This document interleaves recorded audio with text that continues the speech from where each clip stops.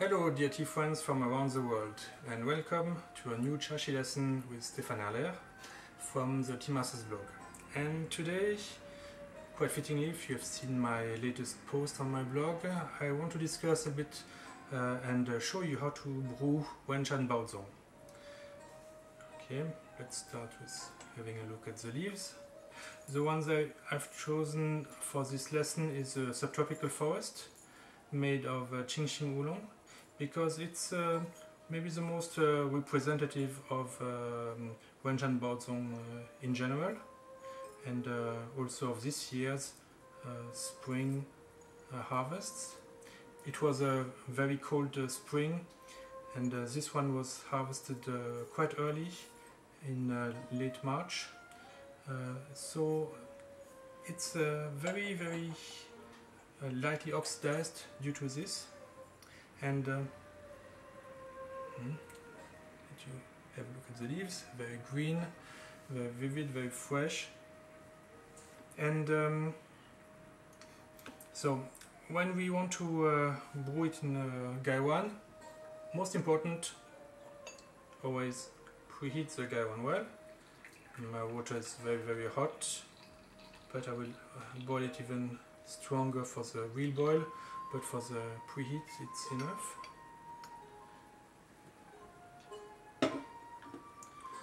Now the question one has always to ask oneself before brewing a tea is you always have several ways of brewing the tea, but basically for Baozhong I would say it comes down to brewing it for the aromas or for the taste.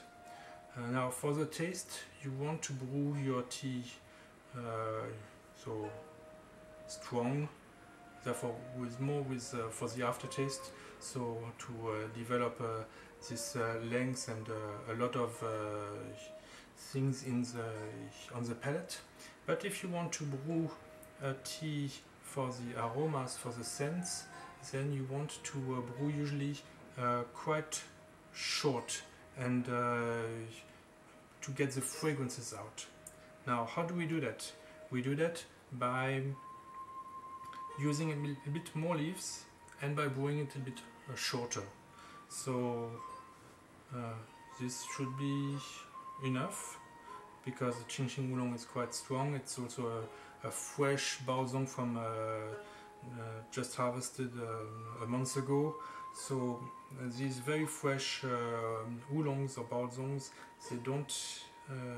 they have this additional strength when they are just made, when they are not yet rested for several months. So it's always better to use a bit less.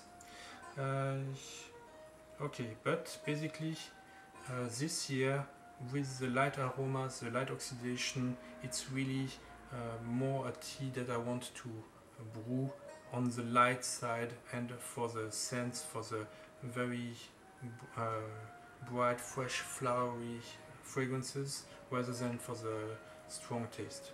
So let's get our water boiling and preheat our cups. Now my gaiwan's lid is well warmed up. This is a time when I have to start to shut up and focus on my technique, being very calm, not waste too much time, because we don't want the tea to cool down too much. Now I've noticed that I'm doing something wrong, but you have to excuse me. It's because I'm always a bit nervous when I make these videos. I tend to sweat in front of a camera, and therefore very often I'm rubbing my hand against my jeans. Well, this jeans is clean, I have to emphasize it. But of course this does not look so elegant. Best is to not to sweat, to be really very relaxed. So better is not to do a video while you are doing this if you are not professional, and then you don't have a problem to put your tea in your hand, which I think is more sensual than on a scoop. But maybe this would actually be one reason to use a scoop rather than your hands if you are sweating a lot.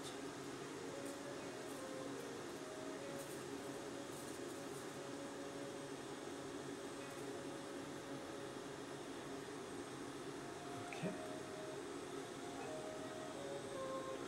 Now, I cannot really show too much, but I've put the tea harmoniously in the gaiwan, maybe a bit more in the center. It's roughly 1/3 of the gaiwan full now, and my water is boiling. I bring it here, I wait.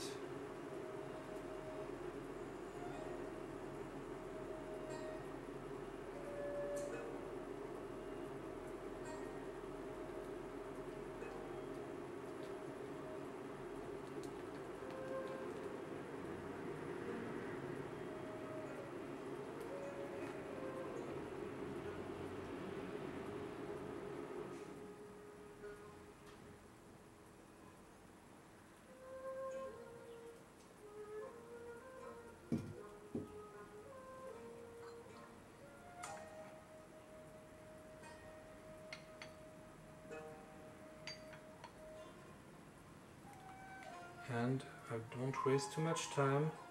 I already empty my cups. I did not need to use a very strong pour since the leaves are not rolled but striped. The color looks okay. The leaves being Baozhong, they are almost open already, and I can pour in the cups. The color is light green.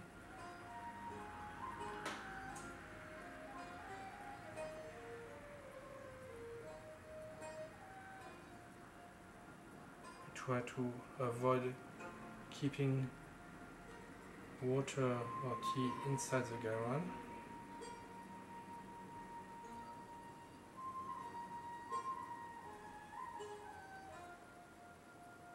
Okay.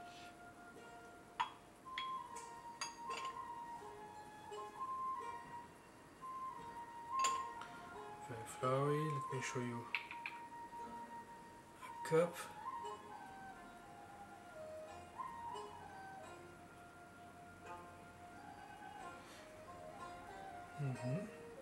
And very fragrant. These in Chinese we say douwei, a little bit of kind of bean smell on the outside.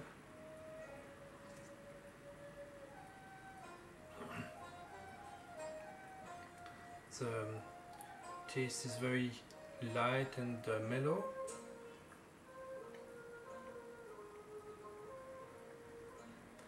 And the aromas are completely fresh. It's a spring in the cold subtropical mountain.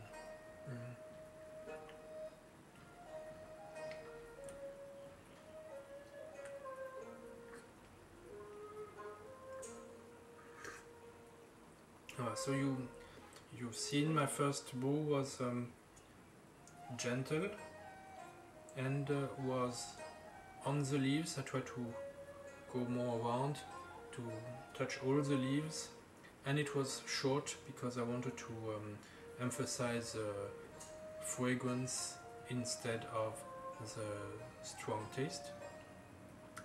Maybe you've noticed that my Chaxi is kind of recreated from the other day in the Wenshan Mountains.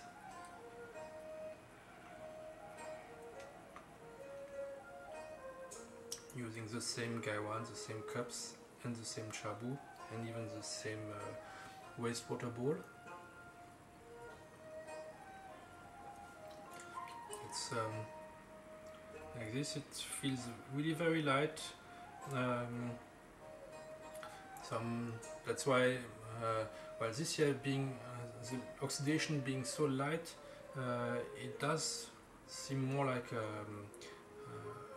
a green tea, but the difference is still in the taste, which is more sweet than a green tea. It has more stamina, also can be brewed many more times.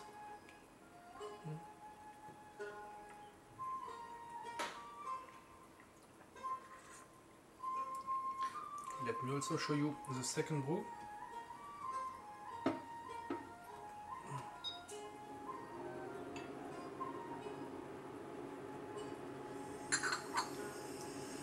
Okay, the leaves are a bit on the side from which I poured, which is a bit normal on the second brew. So to get the leaves to open up evenly, I will pour more on this side to get a back draft and get the leaves back in the middle of the gaiwan, so that they will open up evenly. Again, the second brew, these leaves have just given their aromas once, so they are still full of aromas. We don't need to push them, so I will brew very, very softly, but I won't brew very long.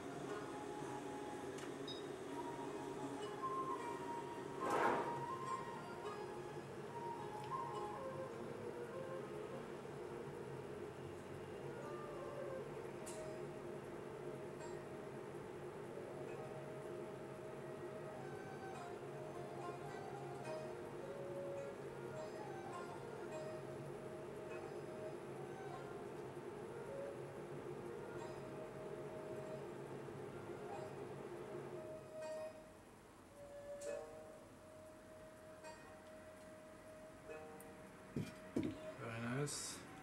Almost completely back. Now I help a bit with the lid.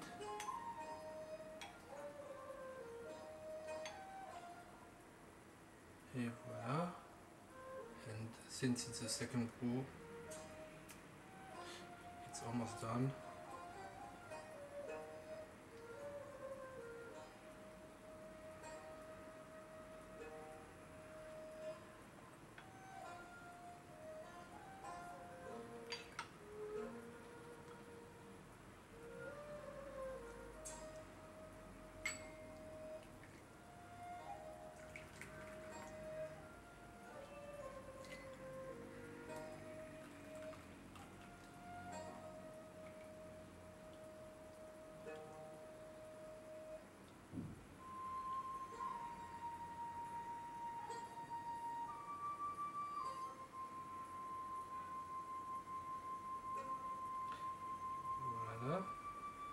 Now the color is a bit stronger than the first time.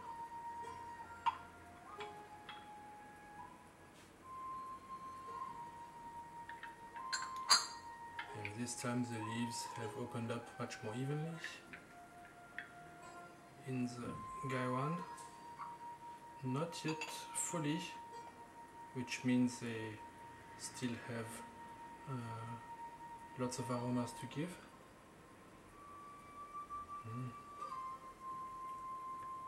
Here you go. Extend both hands.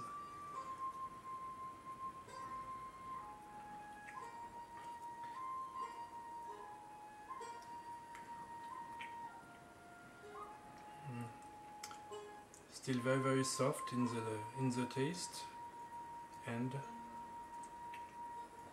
very fresh, flowery.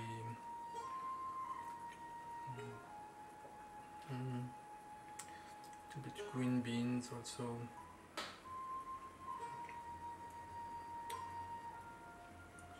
Well, it's completely spring, but a little bit colder spring than usual, and therefore this brings us almost to the high mountains already. which is where I'm going to head tomorrow for several days to try to find some nice teas in Shaninshi and in Alishan, and which is why I'm not going to do videos probably live in the next couple of days, since I won't be home. So I hope to see you again after I'm back with high mountain oolongs, but this one is already very refreshing, and spring in Taiwan 2020. It's very interesting, very special. Thank you for watching, and see you next time. Bye bye.